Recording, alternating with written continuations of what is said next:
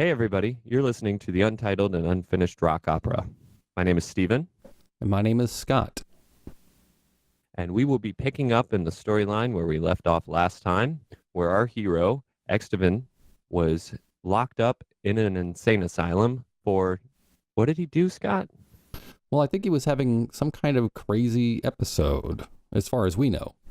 As far as we know. And in the very last piece we listened to, called Lost, he had sort of a freak out. He was trying to escape because in his mind, he's being held against his will by this evil psychiatrist type person. And as far as we know, according to the psychiatrist, he thinks he's dangerous to the public.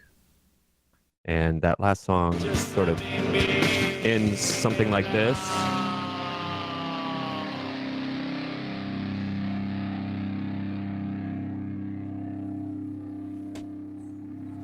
But as it's fading out, he's getting dragged off back to his room. But his room takes off this eerie dungeon quality to it now. So now something is changing. It's no longer just a, room in a hospital. It's sort of a dungeon in maybe a medieval castle or something. The atmospheric or environmental stuff is new to me, so you're going to have to spell it out a little bit. So what's going on is, as far as we know, is that there's already been some sort of disturbances, if you will. There was the scene where his friends all take off and he stays behind. The storm seems to be a regular storm, but there's something bizarre about it also. There's something sort of, I don't know how to explain it, until suddenly you see this ball of green light. And then in Extavan's understanding of what happened, though he's slowly coming to this understanding, he had a close encounter with an alien. In the psychiatrist's understanding of what happened, he took too many drugs or something and had a psychotic breakdown. Now, so over Lost, they have this argument where the psychiatrist is, drugging him. He doesn't want to be drugged. He's keeping him against his will. And Extavan starts freaking out and, knocking stuff over during the song. This is all happening during the rocking out part of the song. And then it ends with him being drugged, dragged to his cell, which now is clearly a cell. And then that sort of song that fades out from the sound of the cell closing, cell door. Wouldn't it be more like a padded room? Well, you would think it would be a padded room if this were happening in a normal time and place.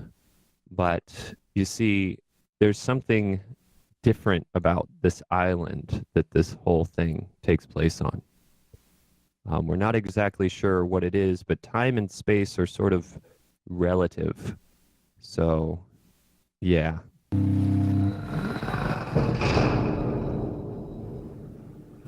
So when Extavan wakes up in what is now clearly a cell or dungeon-like cell, it's not a dungeon in the truest sense, because I imagine it's actually in a sort of a tower overlooking the ocean.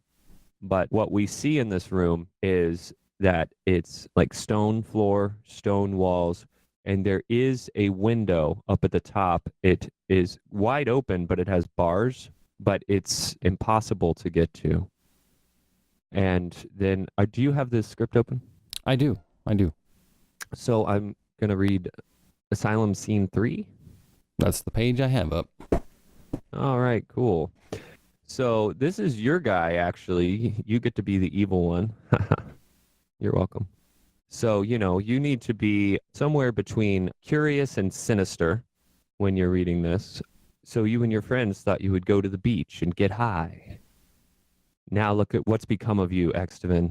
Look at you. And see, here we start to get sort of the plot elements. It's sort of why is this what's the motivation for this psychiatrist really? Are we sure that he's just, concerned for community health or whatever?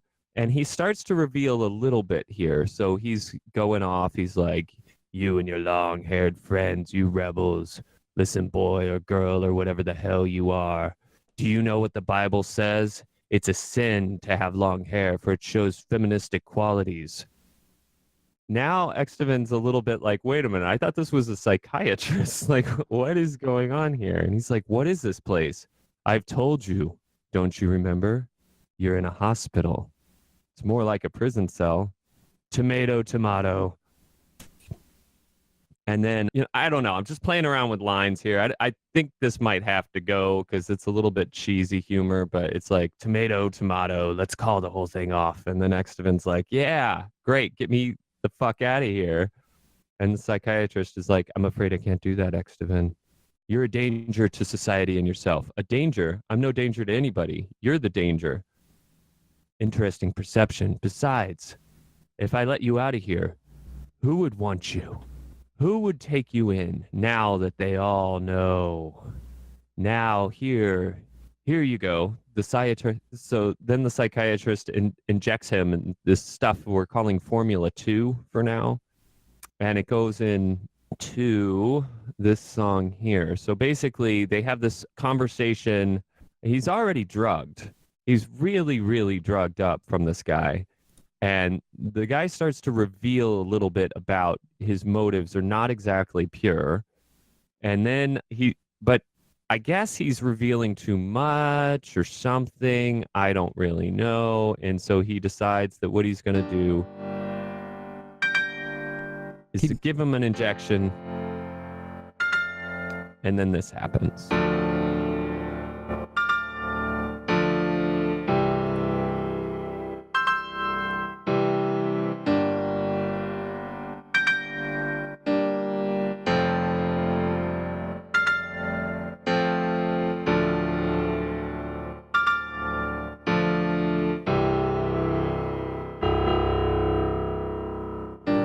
Does anybody out there love me? Does anyone care at all? No way. Would anybody out there help me?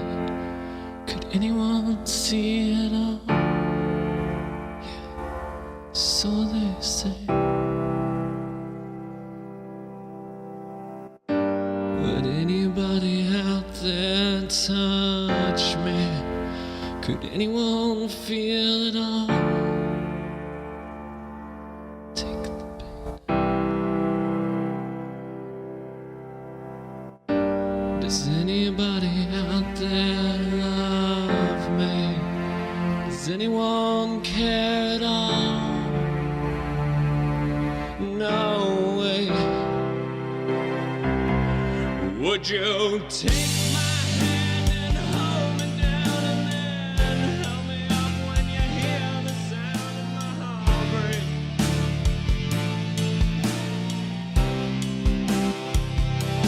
Should you take the pain that I feel every day and just look into my eyes and say that I love you?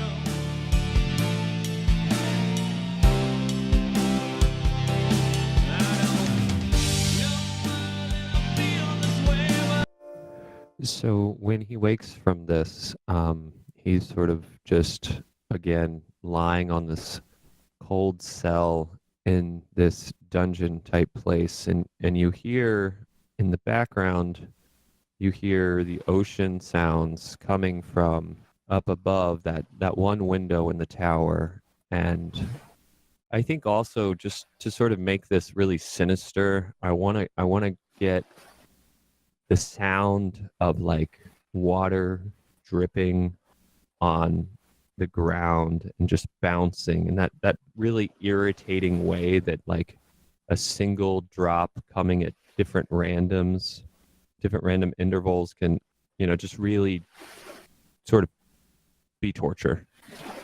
Yeah, and the big empty room having it echo a little bit. Yeah. So this next piece is turning out to be sort of a, engineering nightmare. Even just working on the demo, just trying to get all of this to sound the way I'm trying to sound. So the soundscape is literally, I'm trying to paint this dungeon or this tower dungeon cell thing and sort of create the sound of you are in this room and you hear the ocean at a distance and you hear this water dripping way closer to you with the reverberation.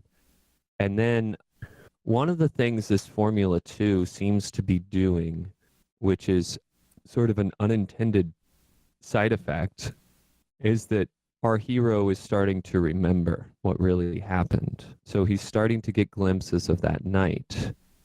And this next song is sort of him coming in and out of this vision, as he does anyway throughout the story.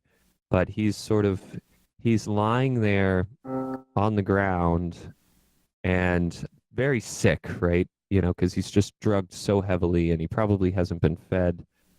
And he's remembering that night. And in his head, there's sort of this, you know, this love song happening.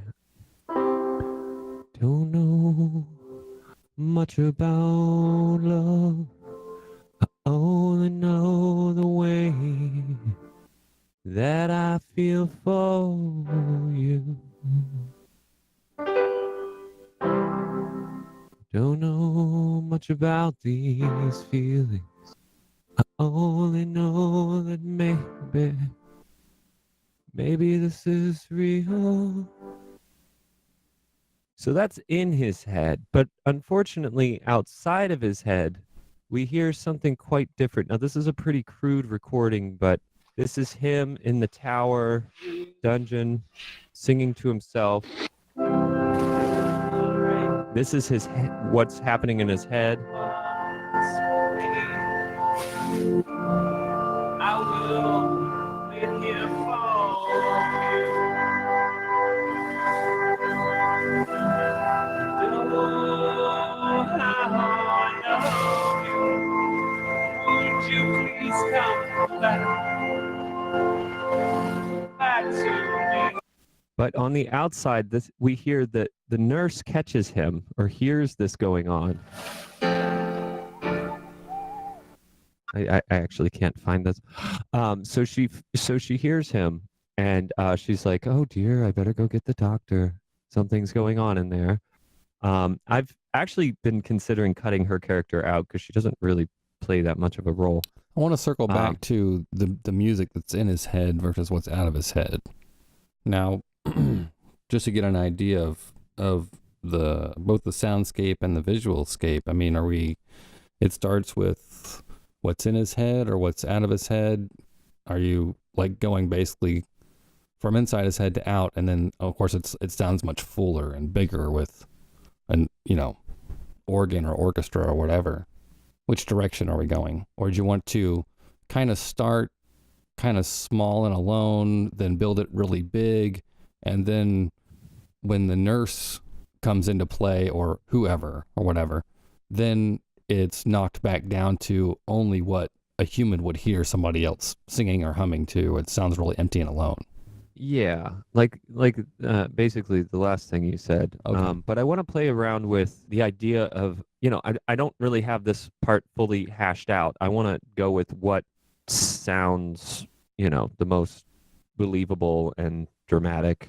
I like the idea of going from very simple and he's just like, you know, mumbling, lying on that cold floor. I don't know much about love. And then we end up like, I only know the way that I feel for you. And then it's suddenly more dramatic, you know, dynamic. Yeah. But somehow in my vision currently, I hear this nurse, or maybe it's the psychiatrist himself, from the outside perspective again, sort of noticing what's going on. This is sort of giving them data points that, oh, this person's all messed up, even though we gave him a bunch of drugs. It's sort of helping to feed that narrative. Oh, well, he's having conversations with himself, or, you know, whatever kind of thing. So I you know, in answer to your question, maybe both. That actually, yeah, I'm kind of hearing it in my head where where it goes from being a singing melodic to basically sing talking. Yeah. Yeah. Whenever it cuts to what you're supposed to be visualizing as the scene from somebody else listening in. And you kind of hear him in the background, but you hear their thoughts, like thoughty kind of sound. Like they're thinking it. Oh, yeah. I like that. Yeah. How do you make the Well, sound of... yeah, think of all the movies you've watched where it's somebody's thinking, it's like their sounds, their voice cued a little bit different with a long reverb on it. Mm-hmm.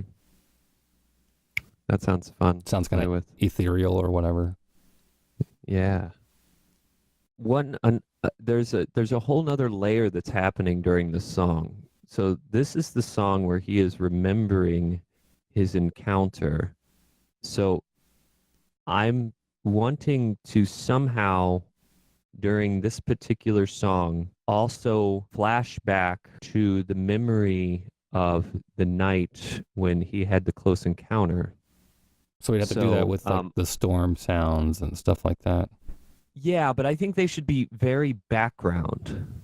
They should be somehow they are background, and we're also like in that thought bubble type thing you were just describing, right? But the storms should be background. The music to this particular song rather than the other one should be background. We don't need a lot of dialogue to fill this in, I don't think. The only dialogue I've really written for this is the alien says his name and then says, "It's me, Julia." And if you remember, if you listen to the first episode here, Julia is this little girl that he met on the beach when he was a child. So they were both, I'm imagining like 5 or 6 year olds. And his mother didn't see her.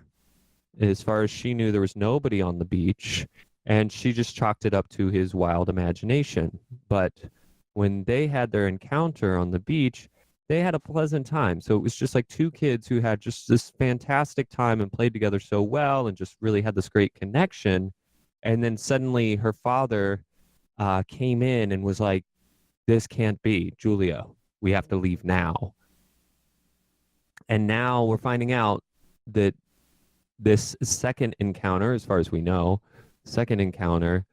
she's saying that she's Julia, and he's suddenly just filled with love. Like they just have had this connection for a very long time, and they're finally meeting again.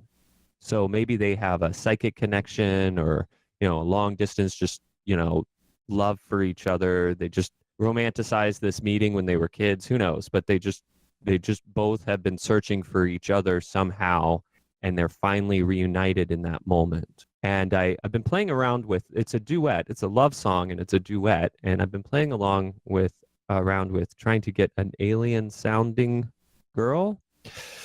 So I think I queued this up right. No, I totally didn't. That's the wrong song. All right, here it should be about here.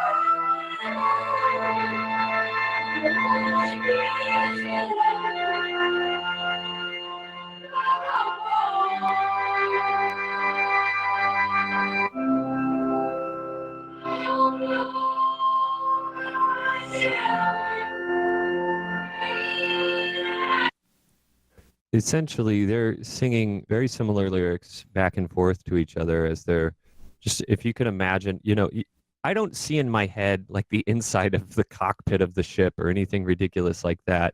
I see sort of this dream bubble, right? Where they just come together and, anything in the outside world is outside of this bubble. And so we may play with sounds that are faded and off in a distance, but the only thing that's really there is the two of them.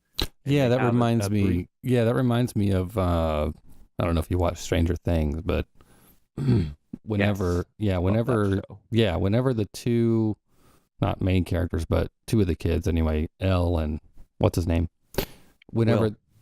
no, actually, during first season with Mike Oh, okay. at the very end or whatever. Whenever she's communicating with them, it's through that like construct that's almost like the upside down.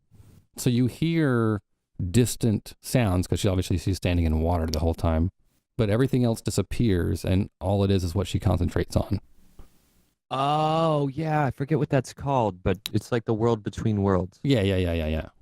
So something like that would be cool. And as far as her voice is concerned, I mean, I like the effect. The effect is really cool, but obviously you can't truly understand what's being said. So if we did a blending of that, so that's like the backwards reverb and whatever. So you get this alien effect, but it doesn't take away the intelligibility of what she's singing.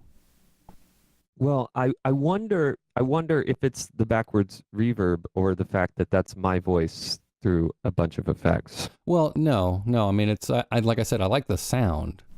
I just wouldn't want it to ruin the intelligibility of it.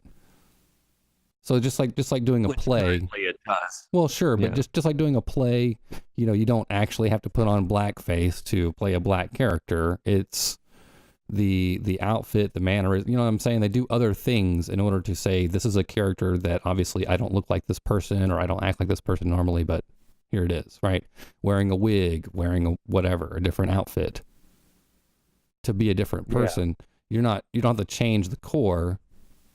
You just give the audience the impression, and that's what we got to do with sound. Right. So I think for me, it's very important that we do keep, if at all possible, keep the voice of Julia the same person as the voice of Extavan, because it helps play into that narrative where you don't really know what's going on. You don't know which reality is real, and reality continues to alter throughout the opera to the point where everyone is questioning, or not everyone, but a lot of people, a lot of characters within the story are questioning their own reality. Well, what do you mean by her voice the same as Extavan's? As in the same voice actor, the same singer, the same vocalist. Well, that would sound very strange. Well, that's what you just heard. Well, no, I understand that. Obviously, you used the pitch is way up, which is fine too. Are you thinking like a different vocalist for Julia? I was just asking for clarification because you're saying the same vocalist. I mean, if you're obviously tweaking with the pitch and the throat effects and stuff like that, I mean, that's fine. It's obviously you're making it a different sound. Just sounded strange when you were describing it. Oh, okay. No, I mean, so I'm singing Extavan, at least currently, and I want to try to sing Julia as well, and then use, pitch and, vocal length and things like that to alter it, but to in some way leave it, like, kind of like you were saying, I think when we make it clearer, when we mess around with it to where it's still clearer and it's a halfway point, I think that if you'll hear a lot of the same, I don't know the word for it, but the same accent, the same manner of singing, a lot of that will be the same if you use the same person. Does that make sense? Yeah.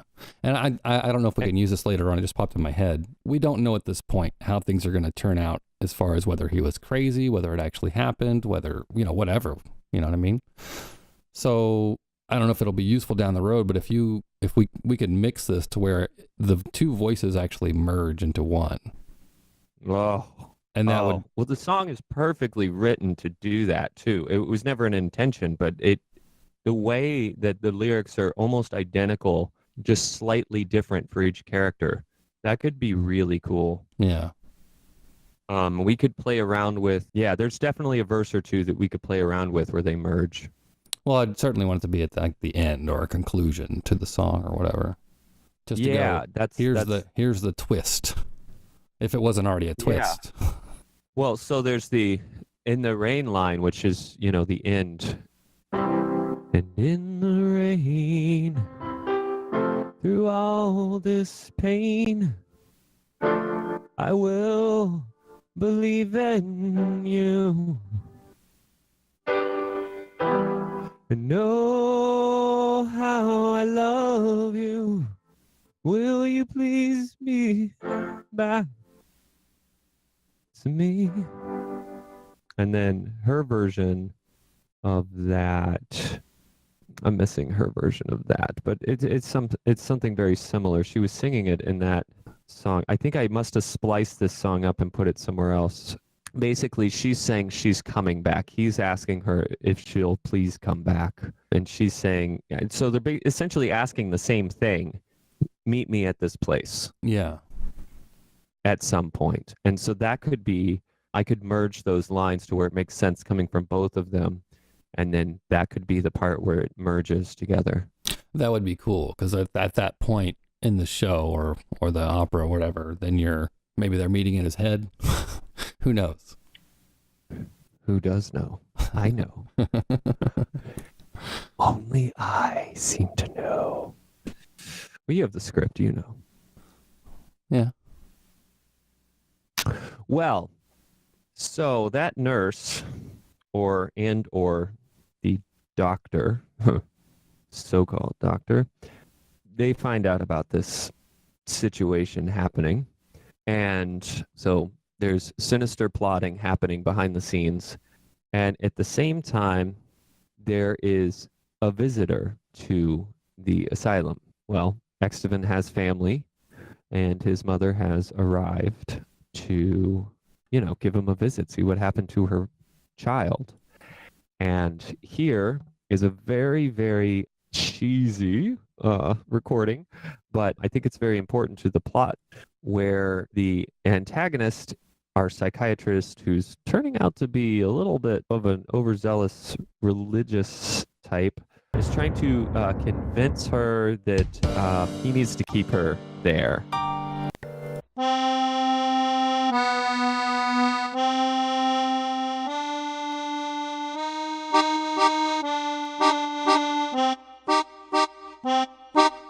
How can I possibly explain the psychosis of this young man?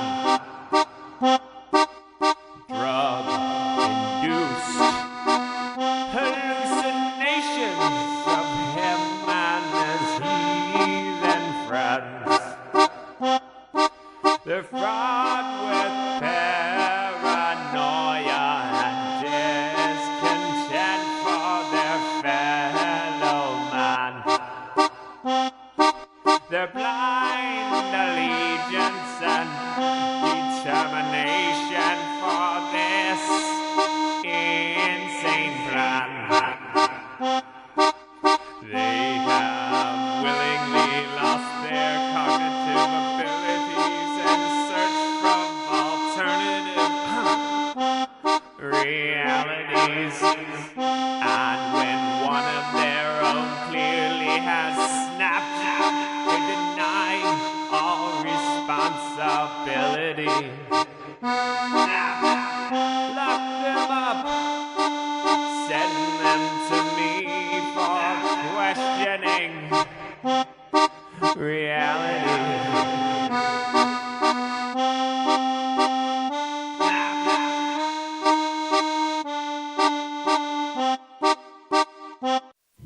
So this is, the doctor is trying to convince her. Now she goes in to see her child in the cell. And so there's some dialogue here. And the plot, the plot thickens. So she goes in and she sees him the same way we left him, right? So he's on the floor, he's drooling, he's just like laying there in this sickly state. And which is the perfect state for her to see him in if she's going to believe the psychiatrist. I mean, personally, as a parent, I would think if I saw my child in this sickly state and they weren't in that sickly state the last time I saw them, I would freaking know the difference. But I think this is sort of pointing to a style or quality of parenting in a particular age as well, Well, yeah, where, when they had the sanatoriums and stuff. and also, I mean, even like this sort of, doctors in charge, doctors know best, authority is authoritarian, and that's okay because they're authority. Because she walks in and sees him on the ground, and she literally says, "Oh, my baby, what have you done to yourself? My baby boy, the drugs." And he's, like, what are you talking about, drugs? If you want to talk about drugs, let's talk about the drugs you've been giving me all my life. And if you would have stayed on your medication, maybe you wouldn't be in this predicament. The medication you gave me made me feel sick. So he's going on and they're having this discussion about the medication, and they're not really talking about what's really going on here. He's clearly being drugged in this place. That's clearly what's at least his current problem is. And they get into this argument about the drugs she's been putting him on all his life to make him normal. So I don't know if this is really sanatorium days, right? This to me speaks to, the 80s and Ritalin. Well, no, yeah, we're just kind of blending them together because they're kind of the same. They really are. I mean, you have the modern day way of doing things, which is basically just drug them and leave them out in the world, which they're kind of distant and alone in their own head, just like as if they were locked away. Totally. And so basically then this nurse again informs her that visiting hours are now over. So they spent their time on a pointless argument, and now he's left alone again in this cell.